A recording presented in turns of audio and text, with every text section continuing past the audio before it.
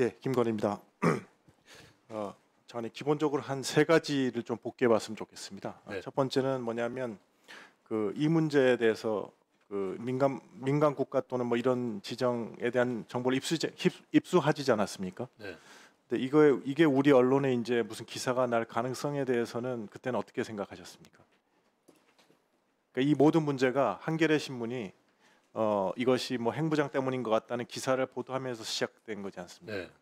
그래서 제 생각에는 처음에 이제 이런 정보가 입수됐을 때 이게 우리 언론도 캐치해서 보도할 수가 있다 이런 가능성에 대해서 분명히 이제 좀 걱정이나 우려나 어떻게 대응하지 이런 생각을 하셨을 것 같은데 네. 그때 당시에는 뭐 거기에 대해서는 별 생각을 안 하셨습니다. 뭐 여러 가능성이 있다고 생각을 했죠. 네. 네, 알겠습니다. 그래서 뭐 사실 소잃고 외양간 고치기 같은 일이지만 제 생각에는 만약 그 시점에 혹시 우리가 엠바고로 이런 게 있고 지금 정부가 대응하고 있다고 언론에 알려주는 것도 하는 방법이 아니었었나 이런 생각이 하나는 들고요. 물론 사실관계 파악을 제가 17일 날 언론에 피지할 때까지 네. 정확한 사실관계 파악이 안 됐기 때문에 네. 선제적으로 그런 거 하기가 쉽지 않았던 상황이었다는 말씀을 드리고 싶습니다. 예. 그다음에 또 한 가지는 이제 지금 국민들이 정부가 대응하는 걸 보면서 가장 좀 우려하고 있는 바는 도대체 에너지부의 카운터파트는 누구냐, 외교부냐, 산업부냐, 과기부냐 이런 얘기를 하고 그다음에 이제 뭐 정부 부채 물어봤을 때 이거 서로 이렇게 좀 떠넘기는 듯이 답이 나오고 이래서 걱정을 많이 하는 것 같습니다. 그래서 이런 거는 좀 그 세 부처 사이에 빨리 TF를 구성해서 TF장이 누구다 하고 빨리 이렇게 좀 발표를 하시거나 그러면 네. 훨씬 국민들이 이게 지금 정부가 유기적으로 협업을 해서 대응을 하고 있구나 이렇게 느꼈을 것 같은데 아직은 TF가 오늘 구성된 건 아니죠. 아침에 대행 주제 경제 현안 간담회에서 그 논의가 됐고 아마 보도 자료에 나간 거로 아는데 우리 산자부 차관님이 컨펌을 하실 수 있을까요? 뭐 TF장까지는 뭐 아직 그 결정이 된 건 아닌데요. 이 문제가 터지고 의원님 말씀하신 것처럼 3월 10일 보도되고 직전에 그 정보를 인지하고 그 이후부터 사실은 이제 뭐 언론에서는 그렇게 이야기를 했습니다마는 저희 뭐 외교부, 산업부, 과기부 뭐 차관들 다 나서 가지고 저 모든 부처가 사실 주무부처라는 생각으로 임했습니다. 저희 직원들에게도 뭐 그런 얘기를 다 공감대가 형성돼 있었고 사실 뭐 직원들이 이건 다른 부처의 소관이다 이렇게 생각하거나 행동했다고 저는 믿지 않습니다. 지금도 뭐 밤낮 없이 같이 서로 얘기하고 공유하고 뭐 정보를 다 쉐어하고 있기 때문에 뭐 언론에 대해서 일체 그런 게 없다고 그렇게 좀 이해해 주시면 좋겠습니다. 네.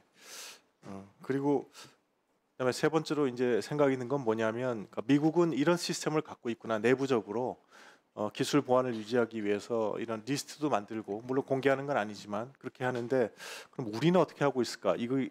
여기에 대해서 제가 궁금증이 생겼습니다. 그래서 우리 과기부 차관님은 우리 기술을 보호하기 위한 어떤 이 비슷한 유사한 조치나 뭐 이런 게 있습니까? 네, 저희 연구기관에서 자체적으로 보안 관리를 해야 되는 기준 가이드라인 규정이 있습니다. 네, 우리도 이런 리스트를 만듭니까? 저희가 이렇게 다른 나라를 대상으로 해서 이렇게 등급을 나누어서 저희들이 리스트를 만들고 있지는 않은 걸로 알고 있습니다. 해야 되지 않을까요? 왜냐하면 제가 이해하기로는 뭐 우리가 미국하고 기술 협력을 해서 우리가 심지어 미국에도 전수해주는 기술도 많다고 들었는데 그런 거에 대한 어떤 보안 대책이나 이런 걸 강화해야 될 필요는 없을까요?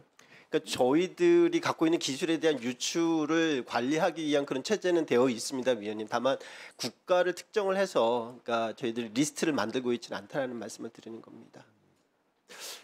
그리고 산업부 차관님, 그래서 현재 지금 이 리스트 문제로 인해서 우리가 지금 미국하고 에너지 협력을 한다든가 아니면 뭐 과학기술 협력을 하는데 영향을 받고 있는 게 있습니까?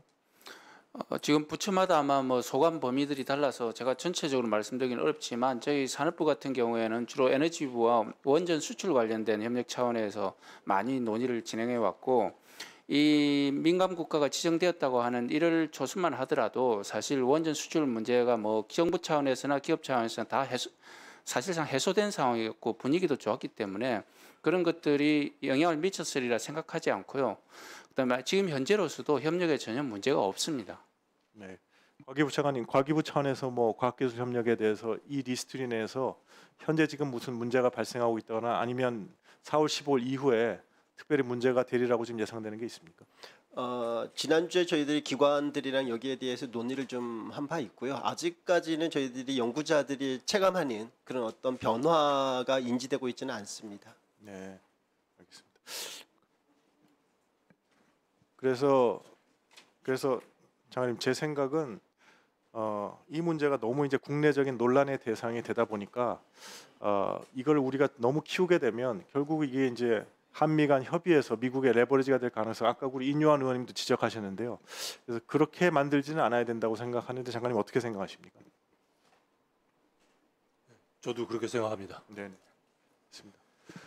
그다음에 그 약간 좀 다른 문제로 와서 지금 기술 패권, 과학 기술 패권 전쟁이라고 그러지 않습니까?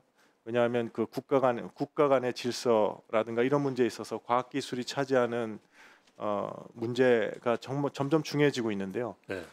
여기에 대해서 지금 신성철 전 카이스트 총장님이 우리 국회에 와서도 주장하시고 하는 것이 그 과학기술 외교 기본법을 좀 제정했으면 좋겠다 이런 말씀을 하고 계십니다. 네. 그래서 저희 의원실에서 외교부에 여기에 대해서 검토하는 바가 있느냐 이렇게 물었더니 전혀 검토하고 있지 않다 이런 대답이 돌아오고 있거든요. 네.